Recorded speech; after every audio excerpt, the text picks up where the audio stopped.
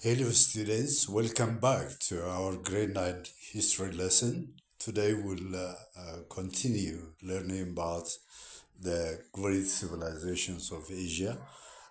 As usual, you expect my presentation on Thursdays, okay? Uh, and just I will present you in Amharic. እንግዲህ ተማሪዎች ይህን የዘጠነኛ ክፍል የታሪክ ትምህርት በቪዲዮ መልክ ነው ማቀርብላችሁ። ትምህርታዊ ቪዲዮ ነው። ሰብስክራይብ አድርጉ። መጨረሻ ላይ አስቀምጫለሁ። በዚያ ቻናል ሼር አድርጉ ለሌሎች እንዲደርሳቸው። ኤኒ ኤኒ ኩዌሽንስ ጥያቄ ካላችሁ ኮሜንት ላይ አስተያየት ዝግጁ ነው፣ ይቀበላለሁ። ዛሬ ስለ ኢሲያ ባለፈው ግብፅና ኑቢየን ሱዳን አይተናል። ዛሬ ስለ ኢሲያ ኤዥያ የምንለው በተለምዶ ታላላቅ ስልጣኔዎች ትምህርታችን እንቀጥላለን። ሜሶፖታሚያ፣ ፐርሺያና ህንድን በመመልከት ለዓለም ስልጣኔ ያበረከቱትን አስተዋጽኦ እንማራለን።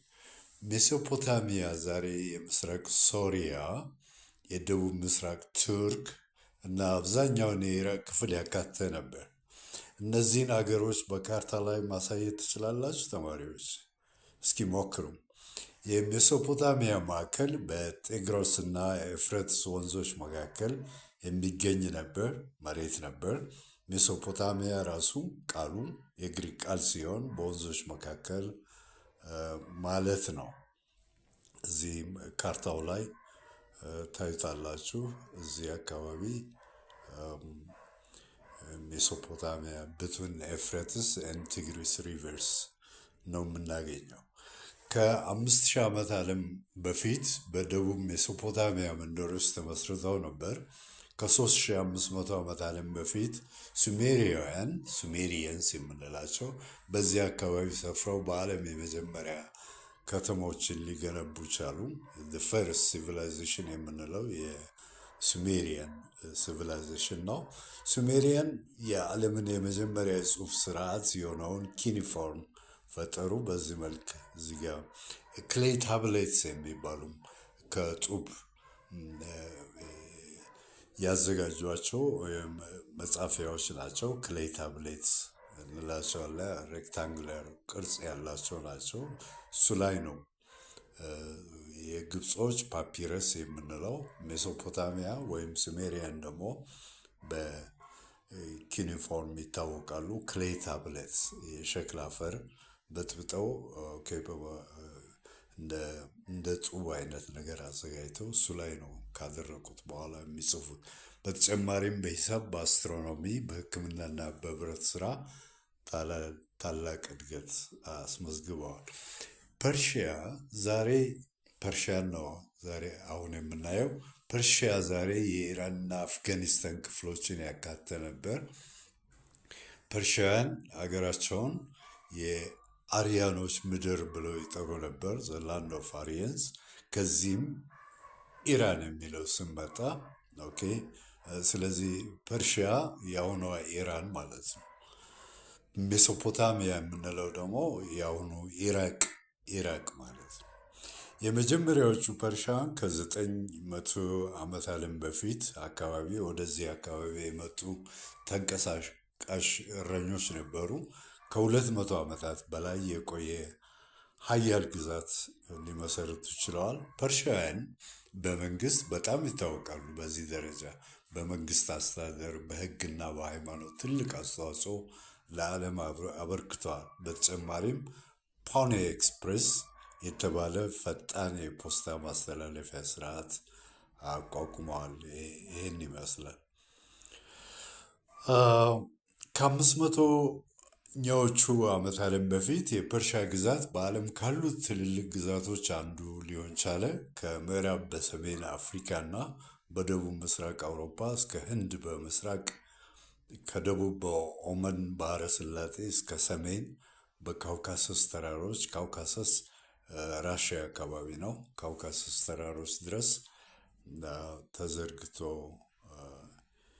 ይታይ ነበር። ፐርሺያውያን የኩኒፎርም ጽሑፍ ስርዓትን አዳብረዋል። ከሜሶፖታሚያ ከሱሜሪያን የወረሱት ነገር ነው ይሄ። ኩኒፎርምን ከነሱ ወስደዋል። ሃይማኖታቸው ዞሮአስትሪያኒዝም ሲሆን በነቢዩ ዞሮአስተር ወይም ዛራቱስትራ ተመሰረተ። ይህን ይመስላል ዛራቱስትራ። ኢንዲያ፣ ህንድ ከ2500 ዓመተ ዓለም በፊት ሌላ ታላቅ ስልጣኔ በኢንደስ ሸለቆ ኢንደስ ቫሊ የምንለው ተፈጠረ።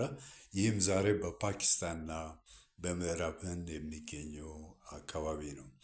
የሀራፓና የሞሄንጆዳሮ ፍርስራሾች እነዚህ ከተሞች ጥሩ የውሃ አቅርቦት፣ የፍሳሽ ማስወገጃ ስርዓት፣ የህዝብ መታጠቢያዎች እና በስርዓት የተዘጋጁ መንገዶች እንደነበሯቸው ታሪክ ይነግረናል።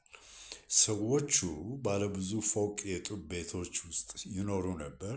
የመቁጠር ካውንቲንግ፣ የመለካት ሜዠርመንት፣ የመመዘን እና የመጻፍ ስርዓት አዳብረው ነበር። እንዲሁም እርሻቸውን ለማጠጣት ቦዮችን፣ ካናሎችን ተጠቅመዋል። የኢሪጌሽን ሲስተም ይታወቃሉ ኢንዲየንስ። የኢንደስ ሸለቆ ህዝቦች ከሜሶፖታሚያ ጋር ይነግዱ ነበር። ከመዳብ፣ ከነሐስ፣ ከብር እና ከወርቅ መሳሪያዎችን፣ መስታወቶችን፣ ድስቶችን እና ጌጣጌጦችን ይሰሩ ነበር። ሂንዱይዝም ከጥንታዊ ኢንዶ-አርያኖች እምነት ገንብተዋል። ከዋና እምነቶቹ አንዱ የሰው ልጅ በተደጋጋሚ እንደሚወለድ የሚገልጸው የዳግም ልደት እምነት ነው። ላይፍ አፍተር ዴዝ ያምናሉ። ኢንካርኔሽን ይባላል። ቡዲዝም ከሂንዱይዝም የመጣ ነው። ቡዲዝም በመጀመሪያ በሂንዱይዝም ውስጥ የተጀመረው ዊዝን ዘ ውምብ ኦፍ ሂንዱይዝም ነው። ዳትስ ቡዲዝም ዴቨሎፕድ እና የተሃድሶ እንቅስቃሴ ነበር። መስራቹ ከ563 ከ483 ዓመተ ዓለም በፊት የኖረው ሲዳርታ ጋውተማ ይባል ነበር። ወደ መዳን የሚያደርሰው መካከለኛው መንገድ መሆኑን አስተማረ። ይሄ ሚድል ዌይ የሚባለው መካከለኛው መንገድ ኤክስትሪምሊ ጥሩ የሆነ ህይወት መኖር ጥሩ አይደለም ነው። ኤክስትሪም ለግዠሪየስ ላይፍ አያስፈልግም ነው። በጣምም ሳፈር ማድረግ አያስፈልግም ነው። መሀል ላይ መካከል በመካከል በጥሩና በመጥፎ መካከል የሰው ልጅ መኖር አለበት ብሎ ነበር ሲያስተምር የነበረው። የታሪክ ምሁራን የኢንደስ ሸለቆ ስልጣኔ ከወደቀበት ምክንያቶች አንዱ የአርያኖች ወረራ እንደሆነ ይታመናል። ሌሎች ደግሞ ምን ምክንያት ያቀርባሉ? የሃክራ ወንዝ መድረቅና የኢንደስ ወንዝ አቅጣጫ መቀየር የግብርናና የንግድ ስርዓት በማወቅ ስልጣኔውን እንዲወድቅ አድርጓል ብለው ያምናሉ። በሚቀጥለው የቻይናን ታሪክ ነው የማቀርብላችሁ በዚህ ቻናል። ኦኬ፣ ታገኙኛላችሁ። ሼር አድርጉ፣ ሰብስክራይብ፣ ላይክ፣ ኤኒ ኮመንት አይ ዌልካም ዩ። ታንክስ ፎር ስላዳመጣችሁኝ አመሰግናለሁ። አፕሎድ አድርጋችሁ ትከታተሉ ትችላላችሁ። ቴንክ ዩ